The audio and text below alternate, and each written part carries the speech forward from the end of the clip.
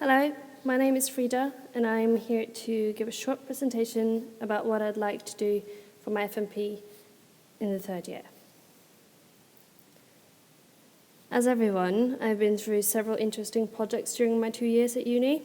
A few of them are city planning, furniture design, design for disaster, commercial design, with a kiosk, interactive and kinetic design in the form of an installation, retailing of an office, and a hotel. From trips we've had to London, our trip to Blenheim Palace and other exhibitions I've been to throughout the studies, I've been very inspired and got many ideas from what I've seen. Sometimes I enjoy looking at what others have done and then use bits and pieces here and there for a new and exciting design project. From the work I've been doing for the past 2 years, I've learned a lot about myself as a designer, what my strengths and weaknesses are, and I feel I've met a few downroads on the way. Also, I feel I've been taking maybe too many safe choices in the designs because my lack of time management hasn't allowed me to experiment as much as I would have liked to. At some points, it has even forced me to go with what I know works and what is sort of the easiest way at that moment. And one time last year, it also contributed to me not finishing a project properly, so I had to hand in an unfinished model and a design report lacking some of the key information. So to help me with my time management issues, I've arranged a meeting over at the student services, and when I was there, I also signed up to get some help with writing my dissertations academically correct, which I think will help me a lot as writing is not my strongest suit. During my work experience at Dark Architects, I got a lot of experience in model making and developing my skills in Revit, Rhino, AutoCAD, and incorporating skills. I entered a few competitions with my company, and I worked several months on a new hotel currently being built in west of Norway, in Stavanger, which is called the Pond Hotel. I feel confident in the area of model making after my work experience, from which I've learned a lot of new hacks and skills to make the model look its best. I identify this as my strength alongside my strong interest and desire to keep learning Rhino and develop further skills in 3D modeling in Revit and other softwares. I'm interested in light designs and thought during my second year that I would very much like to pursue that idea for my third year project. Though during the summer, I've been tempted to look at what happens with people during polar nights, which are days with total darkness during the whole day. And it all started with me looking into what inspires me, and a lot comes from Norway, with the snow, the pine, and of course Northern Lights and other Scandinavian design.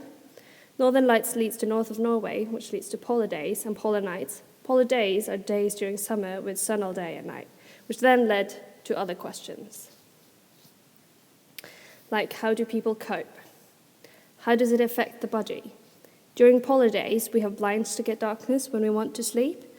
But polar nights often leads to winter depression because of lack of sun and light. So what is already existing of designs and treatments?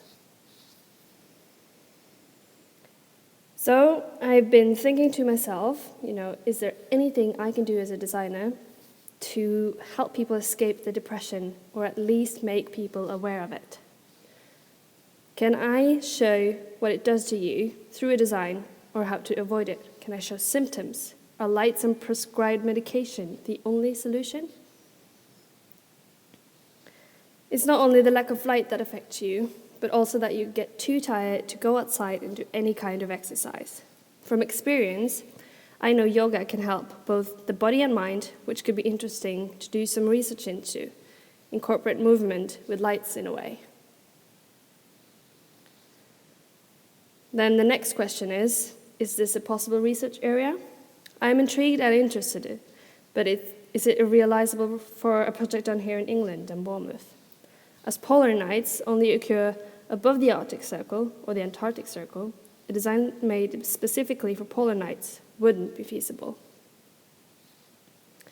So a potential research area would be to have a look at the winter blues in the UK, also known as SAD, Seasonal Affective Disorder. And as I would like to experiment with lights and responsive lights, light designs would be a good area to start as well. Also looking into depression in general and how it affects the body and our mind. I've already had a look around, and I see there's a lack of scientific evidence from the research connected to SAD, and also almost nothing on any designs on how to reduce or help into depression. This means I have to look into the potential of my research area to make what I want to do into a realizable design project. So looking into some case studies, here's a woman that inspires me, a light designer from Norway. Her name is Kristen Bredal. And she has done one project in Hammerfest, north of Norway, where she designed a light plan for the entire city in cooperation with a company called Zenisk, which also is a company specializing in light design. The reason for this project, though, was to make the city more attractive as a place to live, increase tourism, and further develop the exotic parts of northern Norway, which is a bit in a different direction than I have in mind for my project. But they also intended to light up the city for the city's residents to make them feel more safe and comfortable, especially during winter when it's all darkness. Another one is in Rjukan, a town placed in a deep valley next to some of Norway's mightiest mountains. A 100-year-old idea was realized a couple of years ago. The town doesn't see the sun for 6 months a year, so as a part of a public art project, a sun mirror was placed on one of the mountains to give the residents and visitors the sun in the town center. I've been playing around with some ideas of creating installations to make awareness of SAD. Using lights, as bright lights, is the most experimented way of treating winter depression. Using SAD lights is called light therapy and comes in different forms. The light box simulates the sunlight that's missing during the darker winter months. And they are proven to be most effective used in the mornings. The effect they have is to expose the body for more light, reduce the level of melatonin, a hormone that makes you tired, and increase the level of serotonin, which is a hormone that affects your mood.